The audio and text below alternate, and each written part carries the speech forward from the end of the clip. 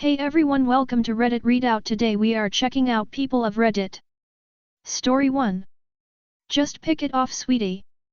This actually happened many years ago now, but I was dining at a restaurant with friends around 9ish in the evening, not a fancy restaurant by any means, but an affordable, delicious option that's always open late. It wasn't busy and there was one very bored waitress who looked to be in her 40s. She put on a perky face and took our orders. Being a picky eater, I asked for a burger with no lettuce or tomato. I'd ordered the exact thing dozens of times before with no real issues, but something was off about this waitress. It comes with the lettuce and tomato, honey, she said, like I was stupid. Yeah, I laughed, thinking she was just teasing me at first. I just want the cheese though. It just comes like that. That's how we make it, with lettuce and tomato, she said in a matter-of-fact way. I looked at my friends for some sort of help and only received dumbfounded looks in return. I said as nicely as I could. Would you just leave the lettuce and tomato off? I was waiting for her to understand, but she acted like I was speaking nonsense.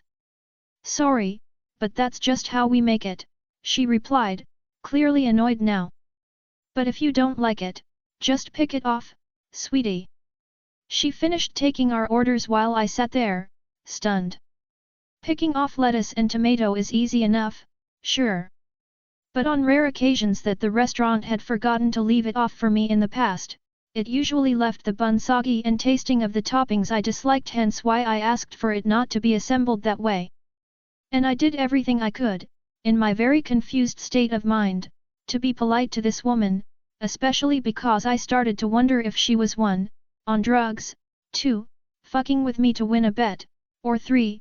Profoundly stupid. I did end up receiving a burger with lettuce and tomato, surprise, surprise, and the bun was soaked by the questionable looking, piled on tomatoes. It even looked like they had even managed to add more toppings than usual, and I wondered what I ever could have done to this strange waitress to make her fuck with my hunger like that. Did I hurt her in a past life? I asked if I could at least get a fresh burger bun because it was so watery, and she just looked at me, exasperated, and said, "This again? Just pick it off. It's fine." I never made a scene, I never asked to speak to a manager, and I ate my fries and the parts of the burger I liked. I honestly don't really like confrontation, but I did get a bit of petty revenge in the end. On the table, I left her the oldest, dirtiest $1 bill from my friend's wallet as a tip, because you should always tip your servers, but I put the lettuce and tomato on top of that nasty dollar bill with a note, saying, "Just pick it off, sweetie." I wish I could have seen her face. Edit to add a few things. The always tip your servers bit was supposed to be in a mocking tone, since that's what people always say. I didn't convey that well enough, so I wanted to clarify that I'm aware I didn't have to tip. For those of you saying I shouldn't have tipped at all, how else was I supposed to leave the toppings for her? That dollar wasn't a loss. It had been in my friend's wallet for over a year and was so soft and deteriorated I doubt many establishments would have even accepted it as payment, especially after being soaked in tomato. I really hope it was bad enough that she had to make a special trip to the bank to replace it. For those of you calling me names or referring to me as too soft or whatever because I didn't stand up for myself in a really bizarre situation that confused the hell out of me, this was almost a decade ago and I was much more anxious and shy back then. I was in my early 20s at the time and working through some trauma, blah blah blah. You don't really need to know my childhood story. But I did my best then. And these days I'll gladly tell you to fuck off for being rude or calling me names, online or in person. I mean, is it some sort of weird kink or power play for those of you calling out a presumably skittish person rude names? That's fucked up. Story 2. The Rebellion of the Eggs. So my wife of 5 years is a wonderful and lovely lady. She is so smart, beautiful, patient, and stubborn. Every time she goes out grocery shopping she comes home as the amazing wife she is and puts the groceries away. However, you know that spot on the fridge door on the top shelf that's just big enough to put a carton of eggs? Well, lo and behold, that where we put our eggs and the top of the carton sits a bit more than flush with the rail. Well, when my wife puts things away, she will often put other things on top of the carton, at which point the item is no longer protected by the rail. Cue the pettiest of revenges.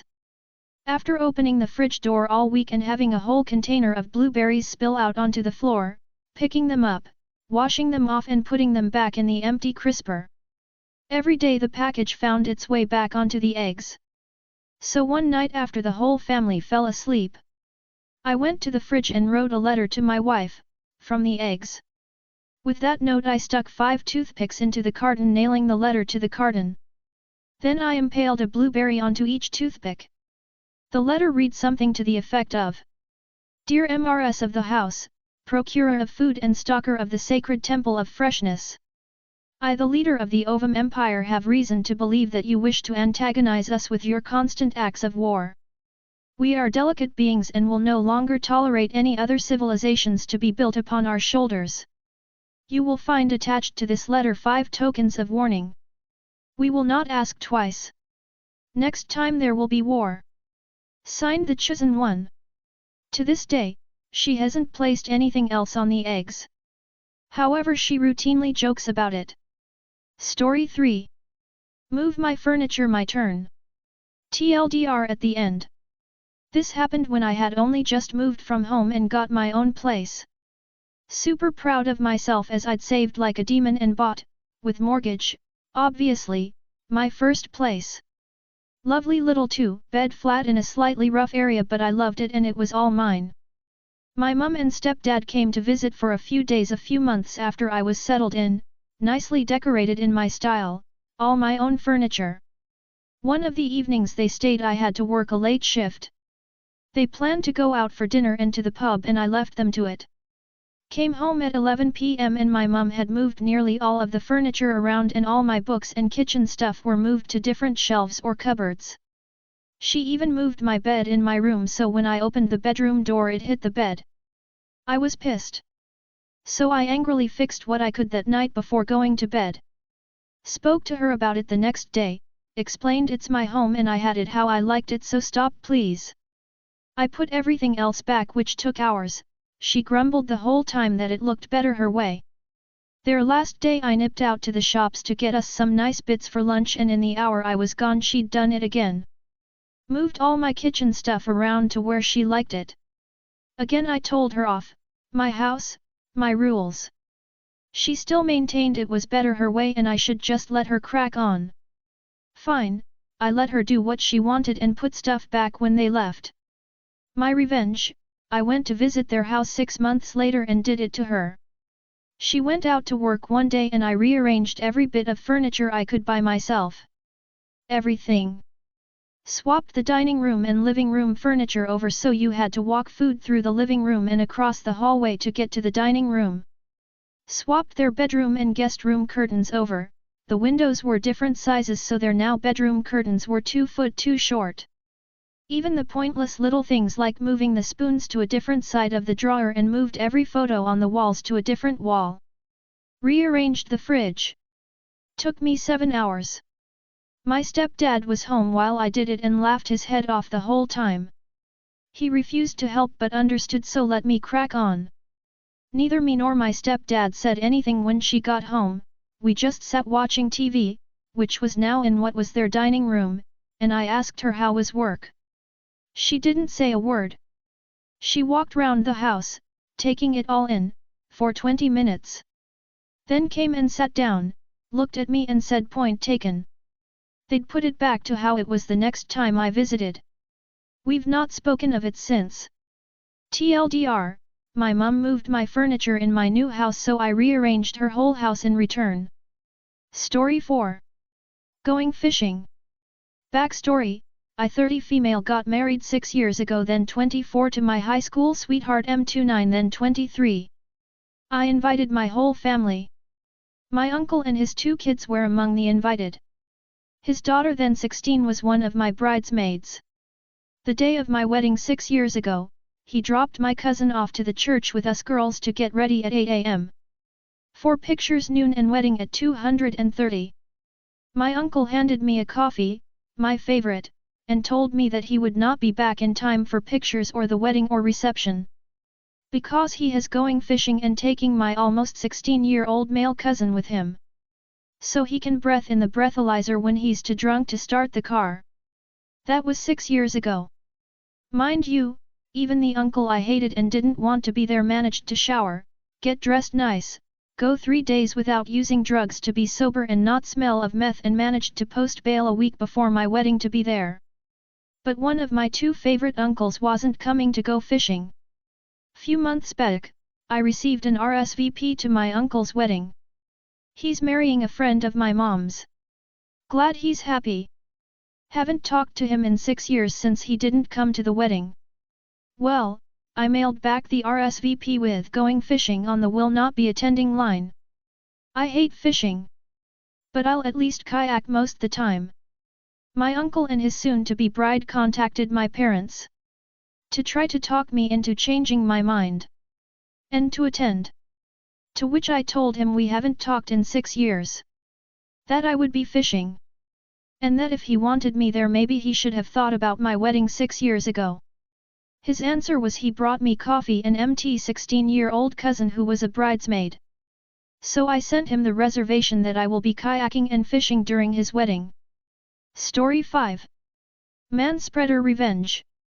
Years ago, I was sitting on a bus. We picked up a bunch of passengers, one of which sat next to me on my right. I am a man also, but always careful to keep my legs within my own space. This young man sits down and immediately spreads right into my space, pressing his calf right against mine. I'm a stubborn pick with absolutely no problem letting things get awkward and uncomfortable. We sat without calves pressed against each other for about 30 minutes before he gave up and moved his leg into his own space. Without even a second of hesitation I moved my calf right back up against his and left it there until he moved again. Story 6. Recorded creepy tapes for my former boss. Asshole offered me a job, kept saying how well I was working and that he would take me on, then fired me on the second to last day. And he didn't even tell me that himself, but had to ask. I wanted revenge, so I decided to record tapes where I published all his little sometimes illegal secrets. After the tapes, I reported him to the tax office because he illegally employs Polish workers who work more than 12 hours, illegal in Germany. I broke this motherfucker and threw him to the wolves. Just like he did with me, firing me without warning. Story 7. Bad boyfriend. Hi all. I had a boyfriend, we were together for about 2 years.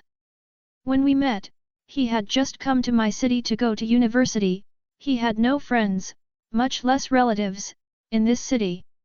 I won't tell you how it all started. We met and started dating. He lived in the dorms for a while and later started insisting that we move in together. I had my own apartment, but he didn't know about it, he thought I was renting it. Don't ask why I didn't tell him about it, I had my own reasons. In the end I agreed to live together, but I never told him that the apartment was mine, my parents' apartment, which they would buy for me. Of course, he as a gentleman offered to pay the rent of the apartment from his purse, but I said that he shouldn't worry and the apartment is paid by my parents. I remind you that the apartment belongs to my parents. He was a little embarrassed, but he was happy that there would be extra money.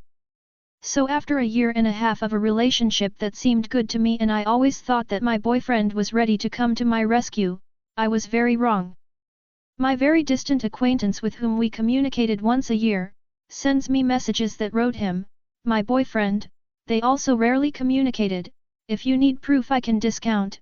There was something similar to this, shortened version: my friend, hi, how are you? How's it going with Hell Kitty in heaven? Guy, it's going great. With Hell Kitty in heaven, I want to break it off, but until I find a place to live I'll wait. Her parents pay the rent and it's very convenient.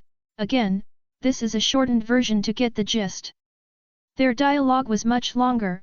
After seeing this, I was both sad and hurt and generally disgusted that I had spent so much time with such a person who, because of the benefits, can't break up the relationship. I can't fit everything in, so I'll continue in the.